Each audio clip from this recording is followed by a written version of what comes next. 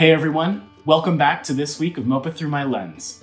Photography is always an opportunity to see the world around us in new ways and to show us the world from your perspective.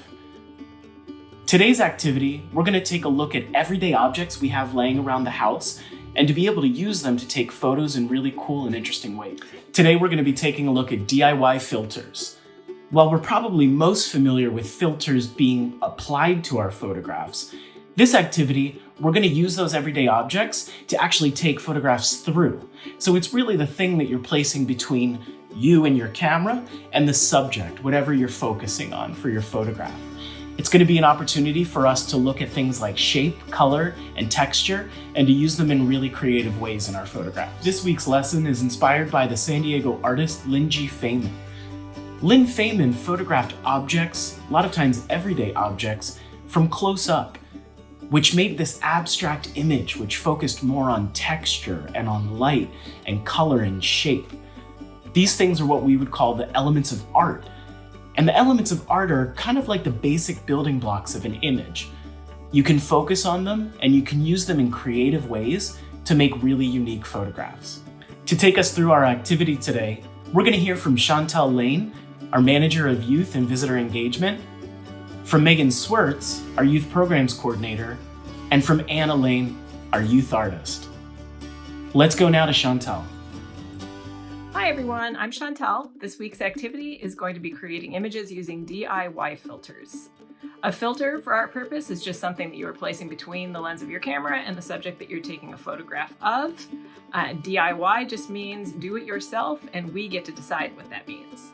So this week we're going to be taking inspiration from the artist Lynn G. Feynman, and using his abstract images as inspiration, we're going to be focusing on shape, color, and texture.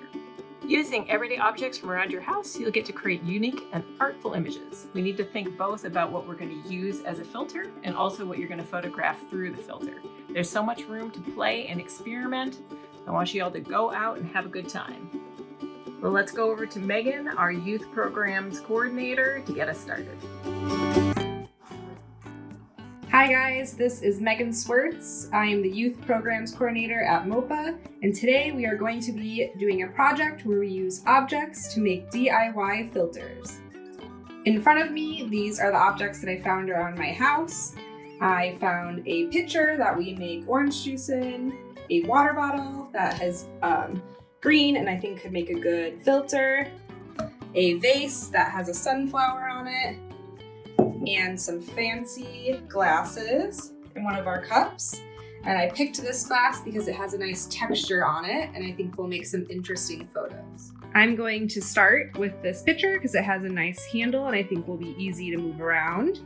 You're going to move around your space and look for pops of color. So I went over to this corner of my room that has my chair, and you're gonna look through your object and see where you can get the best placement to make an interesting image. So right here, I think looks really cool. You could get closer and you can see more of the chair. And as you move your phone closer to the object, it changes what your picture is gonna look like. Next, we're gonna go over here by our plant stand. I have one of our drinking cups and I'm holding it at the top like this. And you are going to bring your phone or your device close to your object so you can't see the edges. And you can kind of turn like this, your object, to see what will make the most interesting filter. And you can look through at all of the plants and see and take a lot of pictures to get your final image. All right, I've moved outside in our front yard and I have our glass that has the nice texture on it. And I am holding it at the top like this. And what I like is when you look through, at the bottom of the glass, you can see a little bit of what's happening. So in front of me, I have these two pink flamingos and I'm going to hold the glass in front of it and I'm going to put my phone almost entirely inside of the cup. And I'm going to look through these and look at the pink flamingos and try to get them right in the center. Next, we are going to use this green water bottle And it has some writing on it, which I'm going to try to avoid best I can. And I'm kind of holding it by this loop right here from the cap. And what I like about this is that it's a solid color. So it's pretty smooth texture and it's not going to change our picture. It's just going to change the color of whatever we're looking at. So I have this beautiful pinkish red flower. And when you put the green glass in front of it, the green water bottle, it completely changes what we're looking at. So following Megan's advice, I went around my house and selected a bunch of different cool objects that had a bunch of different colors and textures and shapes in them. And then I just went out around my house looking through these various objects and took a bunch of photos, and here they are.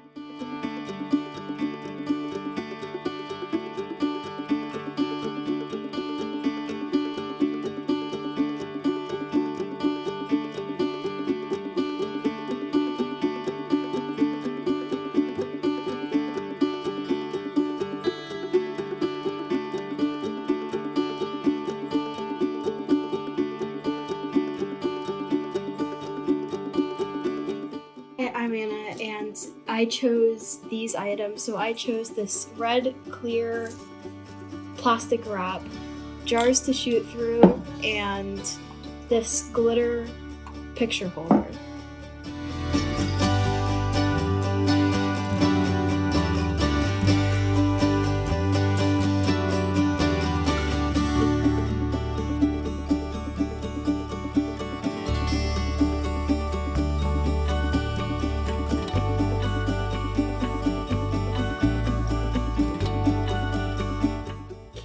Once you get the hang of using some of your DIY filters, play around with it and keep experimenting. While most of our shots today were focused on close-up, the possibilities really are endless. If you want an extra challenge, think about submitting to this year's theme for the youth exhibition, which is Growing Up. For more information, make sure to check out the link below. If you're looking for more opportunities to explore photography like today's activity, check out MOPA's summer camps. Camps are offered for grades 3 through 12, and they cover a wide variety of different topics, anywhere from stop motion animation to things like today's activity, looking at creative ways to take photographs. Thanks for joining us this week, and we look forward to seeing you next week for another MOPA Through My Lens.